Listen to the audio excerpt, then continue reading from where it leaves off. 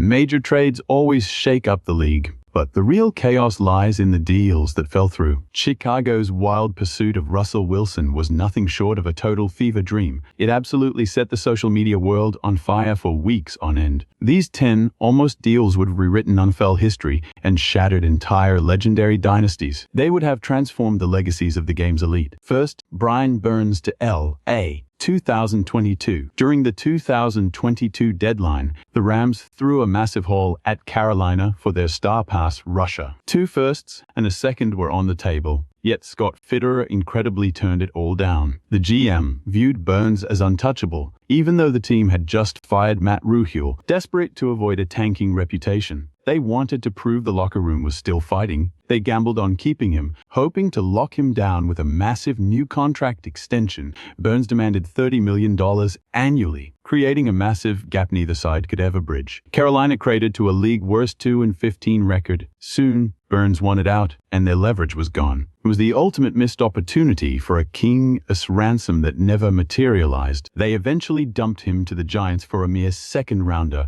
a total disaster for the front office. Russ to the Windy City, 2021. The price, 3 firsts, a third, and 2 starters. Chicago threw that massive pile of assets at Seattle back in March of 2021. GM Ryan Pace was ready to bet the entire house on landing number 3. He crafted a legendary offer once Wilson listed Chicago as a spot where he'd wave his claws. The Bears were clearly prepared to sell their soul just to land a franchise quarterback. After seeing the absolute train wreck that the Denver trade became, things look very different now. Pace should be thanking his lucky stars that Seattle actually walked away from that negotiation. The Seahawks refused to budge without getting an elite defensive anchor back in that specific deal. The Raiders flat out refused to send Khalil Mack just across the bridge to their rivals. 2018, that September, Oakland put their former defensive player of the year on the block after a long holdout. Teams were banging down the door, with San Francisco being particularly aggressive in their pursuit. Look, we went all out to land Khalil. John Lynch admitted to the media later on. He told the local radio station that their offer actually topped what Chicago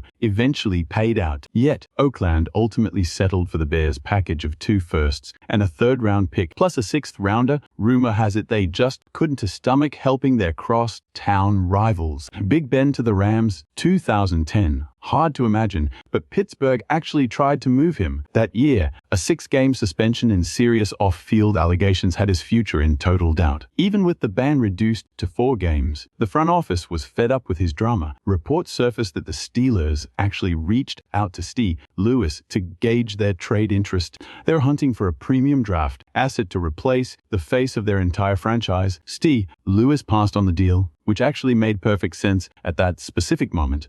They were sitting pretty with the number 1 overall pick in 2010. It was full on rebuild mode, and Sam Bradford was the can't-miss kid of that class. Bradford had his moments, but never became the guy. Then there's Stephon Diggs choosing Buffalo. 2020, Diggs wanted out of Minnesota, and his market eventually narrowed to 2 teams. It was either the Bills or the Jets. He chose Buffalo, sparking a massive shift for both. The Vikings used that pick on some kid from LSU named Justin Jefferson. That worked out. Meanwhile, in Buffalo, Diggs turned Josh Allen into a total VP-caliber superstar. He dominated immediately, leading the league in catches, and the Jets, well, they stayed the Jets. The Bills almost landed Christian McCaffrey back in 2022. Before Christian McCaffrey became the engine of the Niners offense, the Buffalo Bills were ready to pounce. Imagine the seismic shift in the NFL if he'd actually teamed up with Josh Allen. Flashback to October 2022, the Panthers had just axed Matt Rule, making McCaffrey their prime trade bait. Buffalo was starving for a truly explosive playmaker in the backfield, with Allen carrying the entire load. Adding a weapon like McCaffrey looked like the ultimate cheat code. Bills' gone Brandon Beane kept the lines open, checking in constantly, though he never pulled the trigger. Beane later admitted to the press that he knew the kid well from their time in Carolina. When a generational talent hits the block, you're not doing your job if you don't investigate. He definitely had conversations with the Panthers front office, but he never tabled a formal offer, so why did Buffalo hesitate? The price tag simply climbed beyond their comfort zone, but San Francisco didn't blink. They shipped off 2nd, 3rd, and fourth rounders for 2023, plus a 2024 fifth. McCaffrey proceeded to crush the league, snatching the rushing title and Offensive Player of the Year honors. He fueled the Niners' Super Bowl run, while Buffalo settled for Nyheim Hines instead. Now, every time CRM shreds a defense, Bills fans are haunted by what almost was. Next up, Larry Fitzgerald. Larry Fitzgerald should have worn an Eagles jersey. Back in 2008, Arizona was financially bleeding. Fitzgerald was slated to bank over $14 million that season and 17 plus the next. His rookie deal was a salary cap nightmare, leaving the Cardinals completely backed into a corner.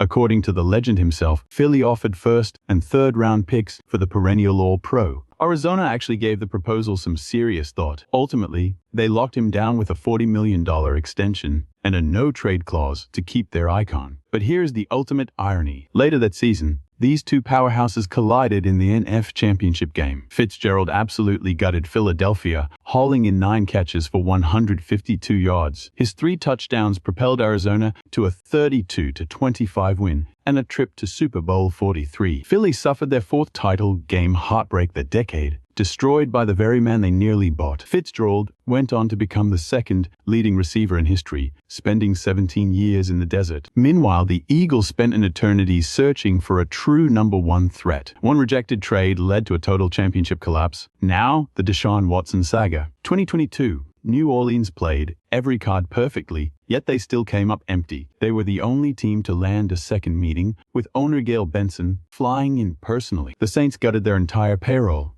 just to manufacture enough cap space. That second sit-down signaled a done deal, until Friday morning changed everything. Watson's agent called Cleveland, the team they'd rejected a day earlier, and said they were back in. The Browns offered a staggering, fully guaranteed 5-year, $230 million contract. That was a bag the Saints simply couldn't match. Atlanta and Carolina both folded once the guaranteed money hit those historic levels. In the end, Watson followed the massive payday straight to Io. That move sent Baker Mayfield on the wild journey that eventually landed him in Tampa Bay. While the Saints have struggled, there's no denying they dodged a massive bullet compared to the Browns. How the commissioner killed the John Elway to the Raiders trade. 1983, Al Davis thought he'd secured Elway. The deal was signed, sealed, and delivered. He offered 3 first-rounders and 2 seconds for that coveted number 1 overall pick. Baltimore's GM later called it the richest trade package ever assembled for a single player. But there was one massive roadblock standing in the way. Davis needed one more first-rounder to close the deal, but Pete Rozelle killed it. Pure, unadulterated hatred. See, Davis ran the offal during those high-stakes merger talks back in 1966, and Rozelle snatched the crown, edging him out for the non-full commissioner throne. Davis later sued the league over the move to Lay and won $35 million.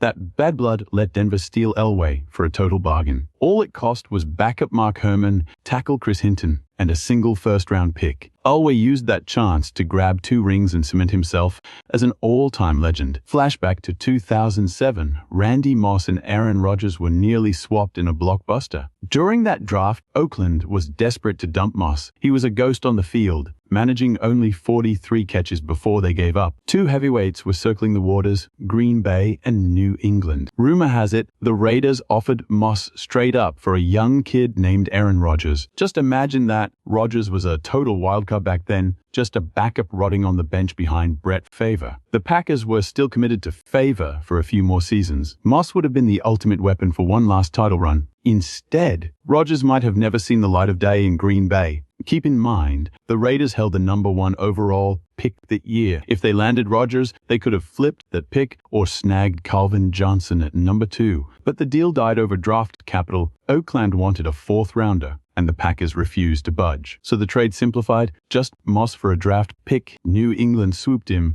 because Green Bay wouldn't go higher than a 5th rounder. Looking back, that's an absolute disaster of a move. Which of these would have trades do you think changes the entire history of the league? Did we get this one right? Where did we miss the mark? Drop your thoughts in the comments below. If you enjoyed this and learned something new, do us a favor. Smash that like button. It helps us out a ton. If you are new to Piece, welcome to the team. Hit subscribe right now. We are dropping fresh content like this every single day. Thanks for watching. We will catch you in the next one.